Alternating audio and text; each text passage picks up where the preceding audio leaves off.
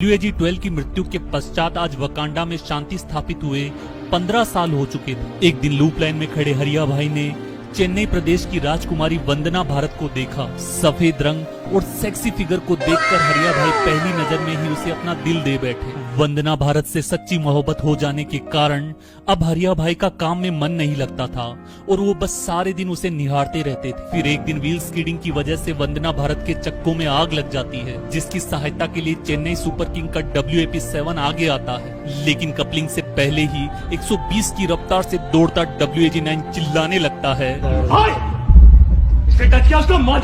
जिसके पश्चात WAG-9 वंदना भारत को अस्पताल लेकर जाता है। हरिया भाई की इस एग्रेशन और इनसिक्योरिटी को देखकर वंदना भारत को भी उससे प्यार हो जाता है, जिसके कुछ दिन पश्चात वैलेंटाइन के पावन अवसर पर दोनों ने शादी कर ली। शादी के 2 महीने पश्चात उन्हें एक बच्चा भी पैदा हुआ, जिसकी शक्ल WAP-7 से क्यों मिलती है आज तक कोई नहीं जान पाया। इधर ट्रैक पर गेड़िए मारने के जुर्म में कोंकण जेल में सजा काट रहे अशोक लेलैंड की ट्रक और JCB को 14 साल हो चुके थे। जेल में JCB को बोबियन में गिट्टी भरने का काम करना पड़ता था, लेकिन एक दिन मौका देखकर उसी बोबियन के लास्ट वैगन पर बैठकर JCB जेल से फरार हो गई। जेल से बाहर निकलते ही उसने डीजल का नशा करने के लिए स्टेट बैंक ऑफ वकांडा का पूरा ATM ही लूट लिया।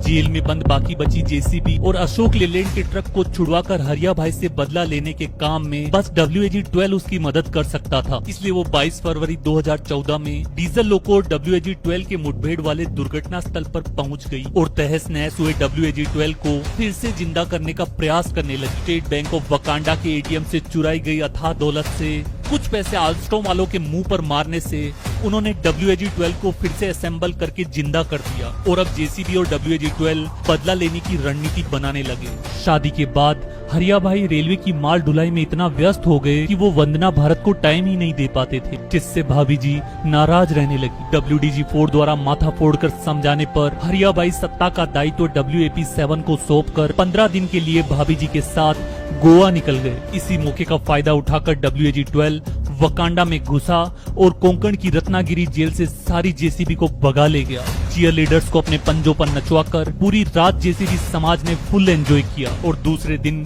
WAP-7 को जान से मारने की प्लानिंग करने लगे। पहले ट्रैक पर बड़े बड़े पत्थर रखकर और पुलिया के नीचे से ट्रैक को तोड़कर WAP-7 को डिरेल करने की योजना बनाई गई, किंतु शायर RPF रेल पे पत्थर ना फेंके, नहीं ये कोई खेल है और ऐसा करते पकड़े जाने पर 4 साल की जेल है। डर से इसे कैंसिल कर दिया गया। अंत में अशोक लेलैंड के डीजल ट्रक को प्रीमियम पेट्रोल का नशा करवाया गया, जिससे उसने पुलिया के ऊपर से कूदकर WAP-7 पर आत्मघाती हमला कर दिया। ठीक उसी समय WAG-12 ने वकांडा में तख्ता पलट करके अपने आप को वकांडा का नया सम्राट घोषित कर दिया। हालांकि WDG-4 ने इसका विरोध किया, किंतु उस पर सेना के टैंक चुराने का आरोप लगाकर उसे यार्ड में नजरबंद कर दिया गया।